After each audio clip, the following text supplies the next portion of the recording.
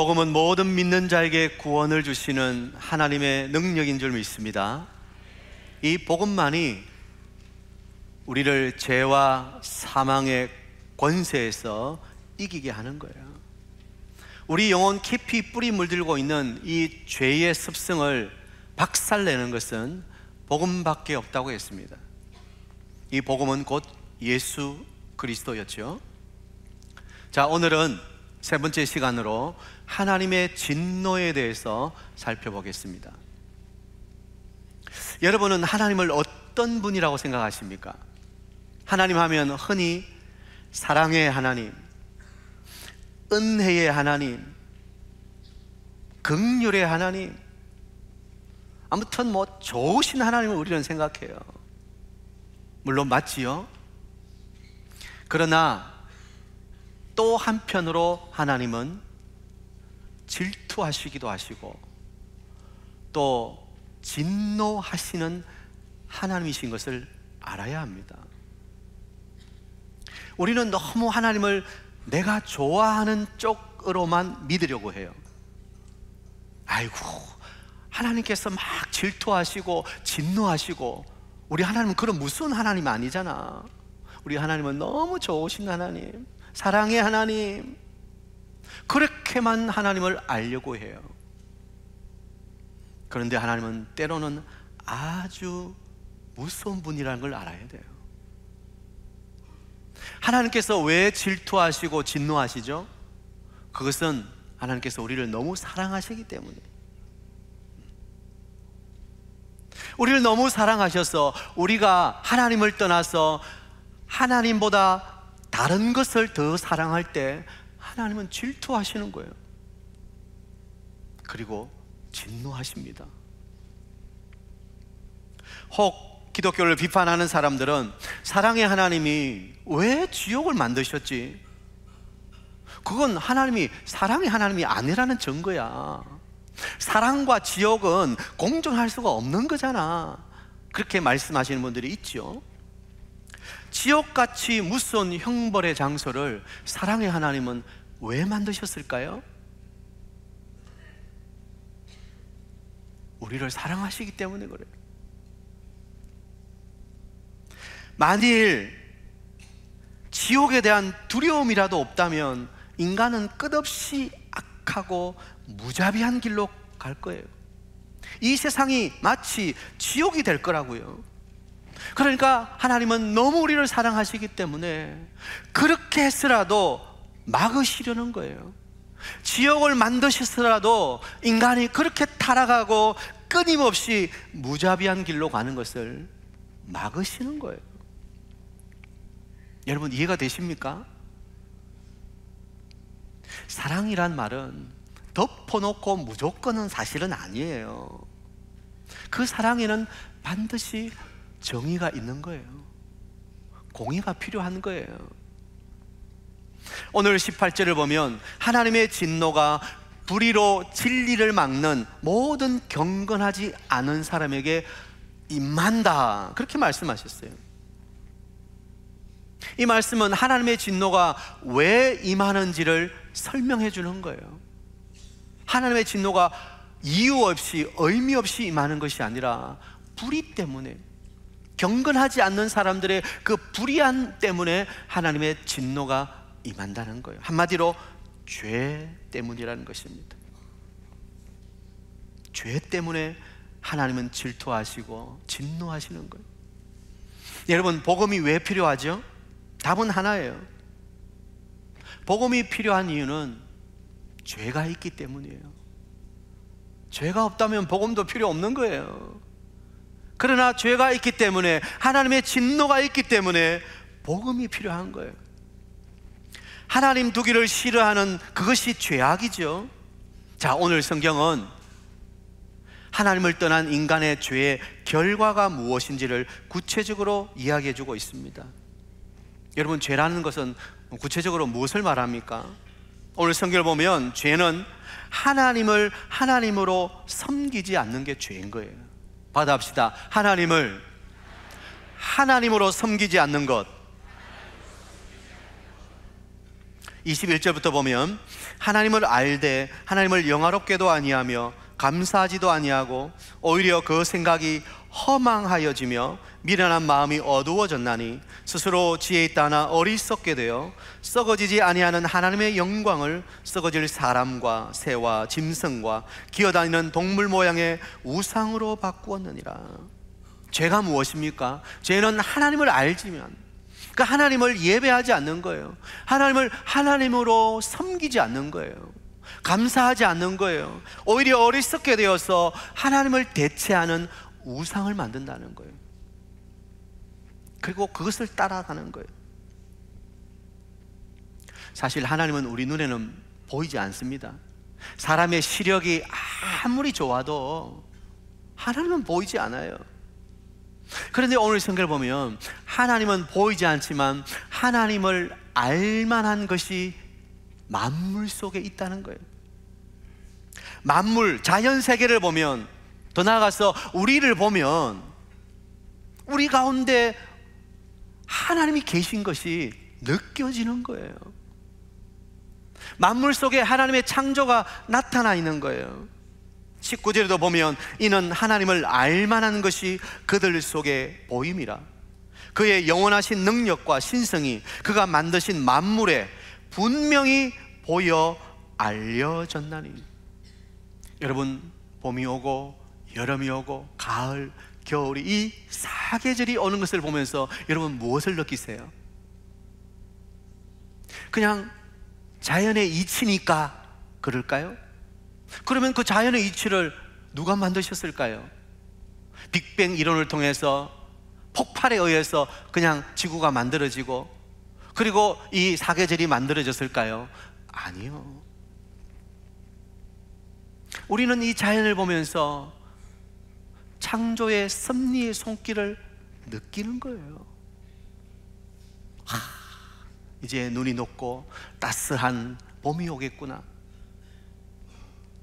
그리고 어느 순간에 그 따스한 봄은 가고 더운 여름이 오고, 그리고 그 내리쬐는 태양 속에 열매가 연걸어가고, 그리고 가을에 풍성한 열매를 먹게 되고, 겨울이면 또 한 해의 수고를 쉬면서 다음 내년을 준비하고, 지구가 좌전하며 돌아가고 이 온 우주 은하세계가 있고, 이 모든 것을 보면서 우리는 느껴요. 그냥 우연하게 생긴 것이 아니라는 거예요. 아, 여기에 하나님의 손길이 있구나. 하나님의 손길을 느끼는 거예요. 그리고 인간 속에는 이 땅의 끝이 아니라 영원의 세계가 있다는, 영원을 사모하는 마음이 있다는 것은 누구나 잘 알고 있어요. 그래서 우리는 이 세상 저 세상이라고 말하죠. 돌아갔다고 말하는 거예요. 죽음으로 끝이 아닌 것이 느껴져요. 이 죽음 너머에 또 다른 세상이 기다리고 있다는 게 느껴진다니까요. 하나님은 자연과 우리 인간 속에 하나님을 알만한 것을 두셨어요. 그런데 이 분명한 사실을 두고 인간은 어떻게 합니까? 불의로 진리를 막아버리는 거예요. 그것을 받아들이지 않는 거예요. 자꾸 눌러버리는 거예요. 느끼지만 자꾸 아니라고 하는 거예요. 이것이 불신자들이 하는 일입니다.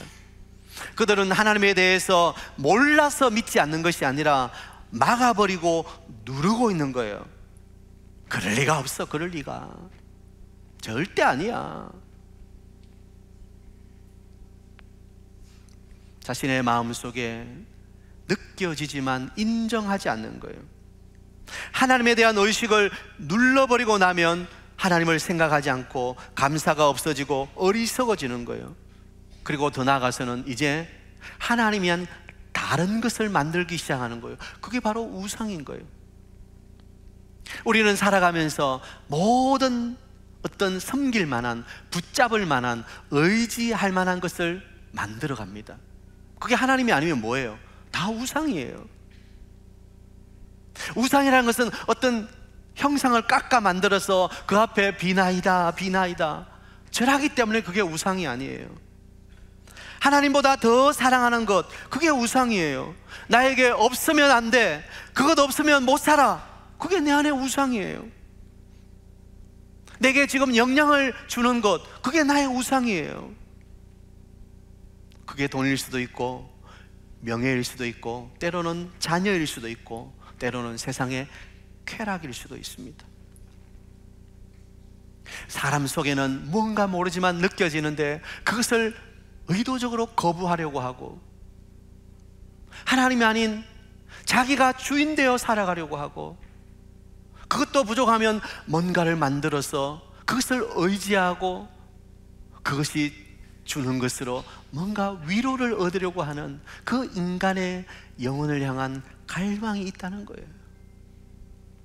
그래서 성경은 하나님을 알지만 하나님을 영화롭게 하지 아니하고 감사하지 아니하고 하나님을 섬기지 않는 것이다, 그게 바로 죄다, 그렇게 말씀하고 있는 것입니다. 우리가 늘 이야기하듯이 인간의 존재의 이유는 인간 속에서 발견할 수 없습니다. 왜냐하면 인간을 하나님이 창조하셨기 때문에. 하나님은 하나님을 예배하도록 우리를 창조하셨어요. 그런데 인간은 하나님을 예배하지 아니하고 섬기지 아니하고 어떻게 하면 자신이 즐길 수 있을까? 어떻게 하면 세상 재미와 기쁨에 빠질 수 있을까? 자꾸 생각하는 거예요. 어리석은 거예요. 그게 죄 때문에 그렇다고 성경은 말하는 거예요. 결국 죄가 무엇입니까? 하나님을 거부하는 것입니다. 내가 어떤 행위를 통해서 내가 사기치고 나쁜 짓 하고 도둑질하고 그런 행위뿐만이 아니라, 물론 그것도 죄지요. 그런데 궁극적으로 죄라고 하는 것은 하나님을 떠나고 하나님을 거부하는 것이 죄라는 거예요. 내 마음속에 느껴지는데도 불구하고 의도적으로 거부하고 눌러버리고 밀어내고 자기가 주인 되려고 하는 것, 그게 바로 죄라는 것입니다. 혹시 오늘 예배하는 우리 성도들 가운데서도 여러분 안에 하나님을 밀어내고 여러분이 주인 되려고 하시진 않습니까? 하나님보다 다른 어떤 것을 더 의지하고 더 붙들려고 하시지 않습니까? 그게 돈이 될 수도 있습니다. 그게 자존심이 될 수도 있어요. 그게 어떤 명예가 될 수도 있어요. 하나님 아닌 다른 모든 것은 다 우상인 거예요. 오늘 여러분 안에 있는 우상을 박살내시기를 축복합니다. 하나님을 하나님으로 바로 알고 예배하고 섬기는 것, 그것이 진정한 하나님의 구원받은 백성들이에요. 오늘 바울이 이야기하는 하나님의 진노 속에 있는 죄는 바로 하나님을 하나님으로 섬기지 않는 거예요. 그래서 여러분, 왜 우리가 교회 밖에 있는 세상 사람들을 불쌍하다고 말합니까? 그들이 우리보다 가난해서 불쌍해요? 우리보다 배운 것이 없어서 불쌍해요? 아니요. 그들이 하나님을 느끼면서도 하나님을 거부하고 하나님을 섬기지 않기 때문에, 그 죄를 짓고 있으면서도 죄인 줄 모르고 살아가기 때문에 그게 불쌍한 거예요. 그런데 우리는 오늘 이 자리에서 하나님을 나의 하나님으로 예배하고 섬기고 있다는 것은 얼마나 큰 축복인지. 여러분 다 복받은 자인 줄 믿습니다. 얼마나 복받았어요. 두 번째, 하나님 없는 죄는 성적인 타락인 거예요. 26절에 보면 곧 그들의 여자들도 순리대로 쓸 것을 바꾸어 영리로 쓰며 그와 같이 남자들도 순리대로 여자 쓰기를 버리고 서로 향하여 업욕이 부릴 듯하며 남자가 남자와 더불어 부끄러운 일을 행하며. 바울이 인간의 죄를 말하면서 왜 이 성적인 것을 지적하고 있을까요? 성범죄는 어느 사회든지 그 사회의 타락성을 측정할 수 있는 바로미터이기 때문에, 사회가 타락하면 제일 먼저 나타나는 게 성적인 문제예요. 오늘날 우리 사회를 보세요. 무분별한 혼전 성관계, 쏟아지는 음란물들, 건강하지 못한 성적인 중독들이 극에 달해 있습니다. 남편과 아내의 성적인 부도덕으로 인하여서 어려움을 당한 가정이 얼마나 많아요. 외도 때문에, 두 집 살림 차린 것 때문에. 덮어두고 보니까 모두 인꼬 부부 같지만 뚜껑을 열고 보면 별하별 문제가 우리 가정 안에 다 있는 거예요. 뉴스만 틀면 성폭력 징그러울 정도로 그 소식이. 오늘 성경을 보세요. 순리대로 쓸 것을 바꾸어 영리로 쓰며, 이게 뭐예요? 동성애를 말하는 거예요. 오늘날 이 동성애 문제가 얼마나 심각한지 모릅니다.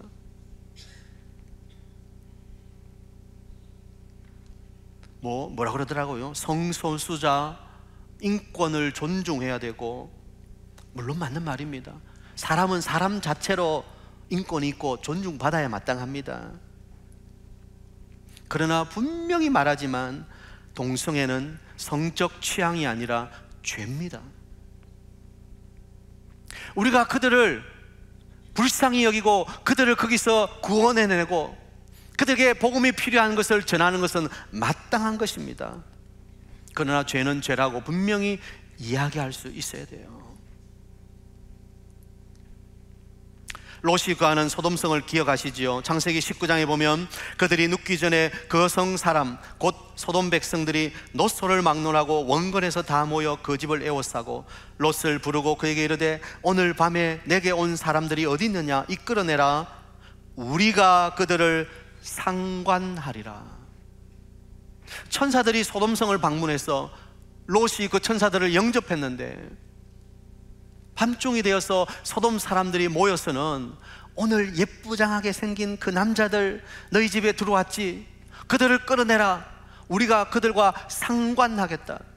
이 상관이라는 말은 원어로 야다가 쓰였는데 이것은 성적인 관계를 의미하는 거예요. 물론 알다라는 넓은 의미로 쓸 수 있지만 성적인 관계를 말할 때 완곡한 표현으로 이 야다를 쓰는 거예요. 그러니까 여기 표현이 뭐예요? 소돔성에 수많은 남자들이 모여가지고 오늘 너희 집에 이쁘장하게 들어온 그 남자들을 끌어내라. 우리가 그들과 성관계를 하겠다. 동성애를 말하는 거예요. 가장 악이 극에 달할 때 이 동성애, 성의 문제가 심각해지는 거예요. 그런데 오늘날 이 시대가 그렇다는 거예요. 드라마를 보세요. 동성애를 아주 쉽게 다루고 미화까지 합니다. 그것이 아주 신비롭고 아름다운 것처럼 교묘하게 꾸며져 있습니다.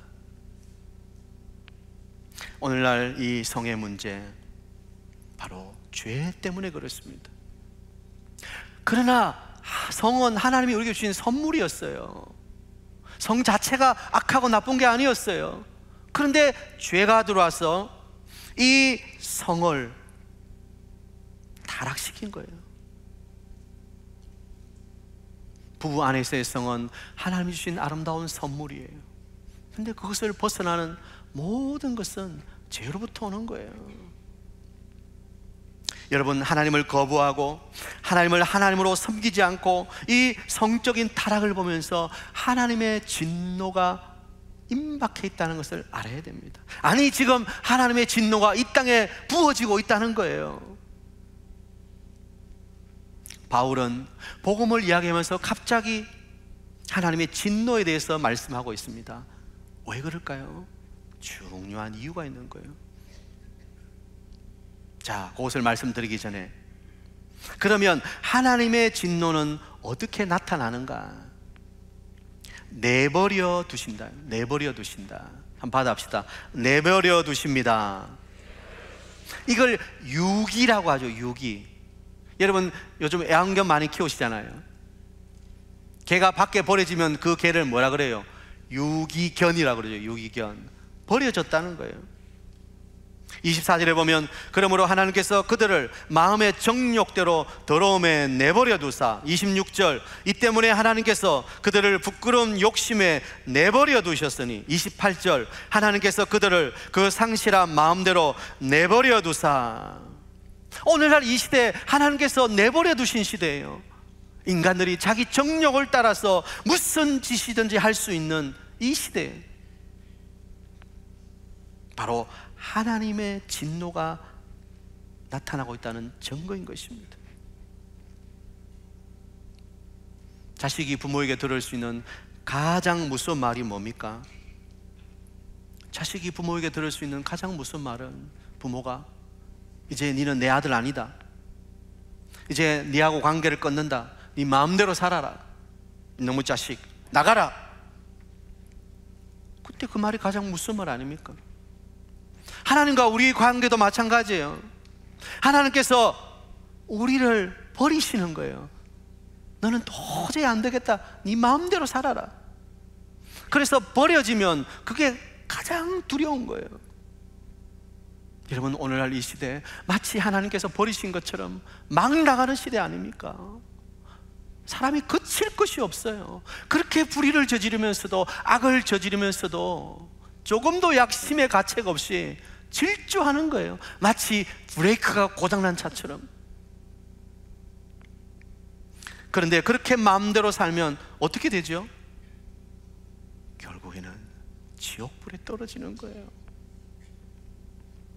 하나님의 은혜와 인도하심 없이 인간의 욕심과 욕망과 쾌락으로 죄를 먹고 마시며 살아가는 것, 그 마지막은 멸망인 거예요. 지옥인 거예요. 그런데 가장 무서운 것이 하나님이 버려두시는 거예요. 버려두시는 거예요. 어떤 TV 토크쇼에 외국에서 유학을 했다고 하는 유명한 목사님이 나와서 이런 말을 합니다. 목사님이 아니고 박사님이 나왔어. 큰일 날 뻔했네.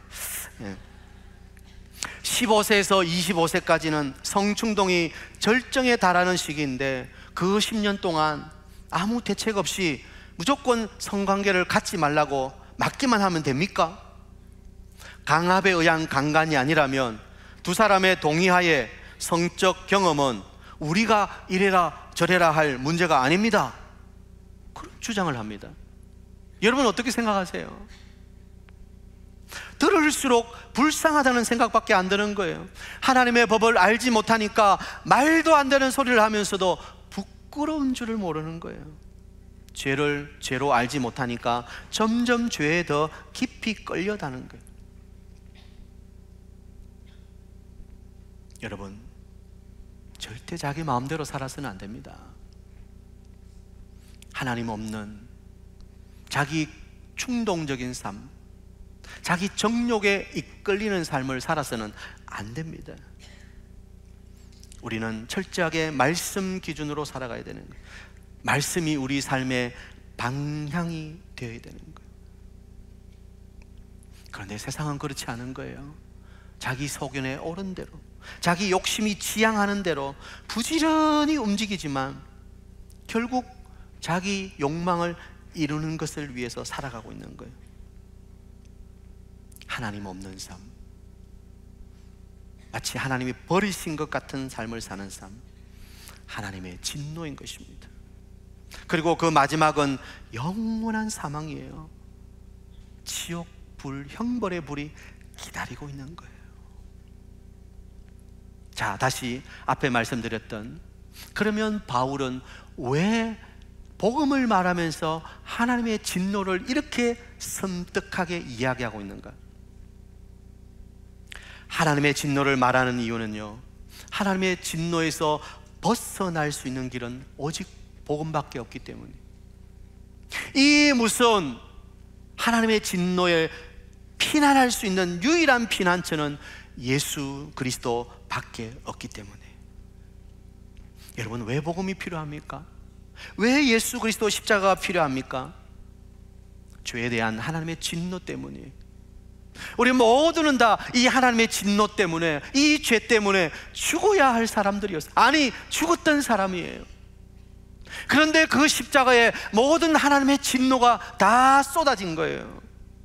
그리고 십자가에 돌아가신 예수님을 보고 하나님의 진노는 끝이 난 거예요. 하나님은 그 십자가를 보시고 이제 되었다라고 말씀하시는 거예요. 하나님이 쏟아 부으셔야 하는 영원한 지옥의 그 형벌이 그 십자가에서 다 끝이 난 거예요. 그러므로 그리스도 안에 있는 사람들은 하나님의 능력으로 구원받은 영원한 생명을 가진 사람들이에요. 요한복음 3장 36절, 아들을 믿는 자에게는 영생이 있고 아들에게 순종하지 아니하는 자는 영생을 보지 못하고 도리어 하나님의 진노가 그 위에 머물러 있느니라. 결국 예수 그리스도가 있냐 없냐, 우리가 예수 그리스도를 나의 구주로 영접하면 영생이 있는 것이고, 예수 그리스도를 영접하지 못하면 우리 위에 여전히 하나님의 진노가 머물러 있다고 성경은 말씀하고 있는 거예요. 여러분 안에 예수 그리스도가 계십니까? 그렇다면 여러분은 진노는 떠나가고 하나님이신 영원한 영생을 선물로 받은 자들인 것을 믿으시기 바랍니다. 우리는 기억해야 됩니다. 예수님은 우리의 운명을 바꾸어 놓습니다. 우리의 모든 것을 바꾸어 놓습니다. 더 이상 진노가 아니라 하나님 주시는 영원한 생명을 선물로 받은 거예요. 누구든지 그리스도 안에 있으면 새로운 피조물이라, 이전 것은 지나갔으니 보라 새 것이 되었도다. 우리가 이 복음, 이 예수 그리스도를 경험했다면 이제 그 믿음으로 살아가야 돼요. 저는 우리 사정교회 모든 성도님들이 여러분의 10년 가운데 예수 그리스도를 경험하고 그 예수의 믿음으로 살아가게 되기를 축복합니다. 다른 방법이 없는 거예요. 다른 방법이. 하나님의 이 무서운 진노를 해결할 다른 방법이 없는 거예요. 오직 십자가 예수 그리스도밖에 없기 때문에. 그렇다면 아직도 여전히 하나님의 진노 가운데 거하고 있는 여러분의 가족들과 여러분의 이웃들을 어떻게 하실 겁니까? 여러분의 가정에 남편일 수도 있습니다. 부인일 수도 있습니다. 여러분 자녀들일 수도 있습니다. 예수님을 안 믿는데도 너무 건강하고 하는 일마다 잘 되고 무엇 하나 아쉬운 것이 없어 보입니까? 그게 가장 불쌍한 거예요. 하나님 버리신 것이기 때문에.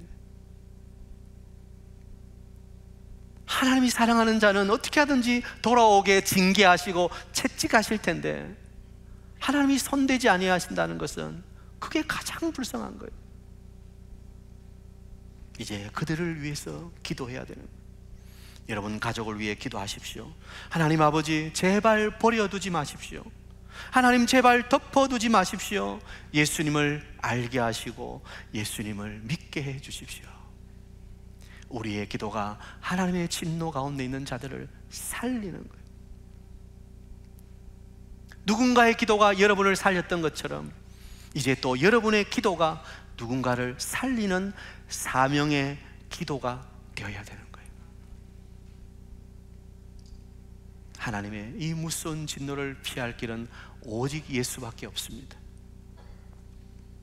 우리 사이통교회 모든 성도님들이 오직 예수님 붙들고 예수님을 주인으로 모시고 성령의 인도함을 받아 살아가는 여러분 되시기를 축복합니다.